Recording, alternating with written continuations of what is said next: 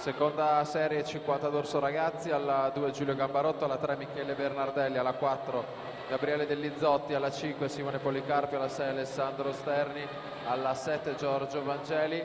50 d'orso assolute in corsia 4 Giulia Rebusco, al suo fianco in corsia 5 Matilda Di Marino, accreditata il miglior tempo di iscrizione, un leggero vantaggio per la Di Marino in uscita dalla subacquea, ma Rebusco va ad allungare nelle ultime bracciate. 50 d'orso assolute all'arrivo, 29,77 Giulia Rebusco, 30,32 Matilda Di Marino, Martina Franconetti in terza, 30,36 ragazze uscite dall'acqua. La partenza alla seconda serie 50 d'orso ragazzi.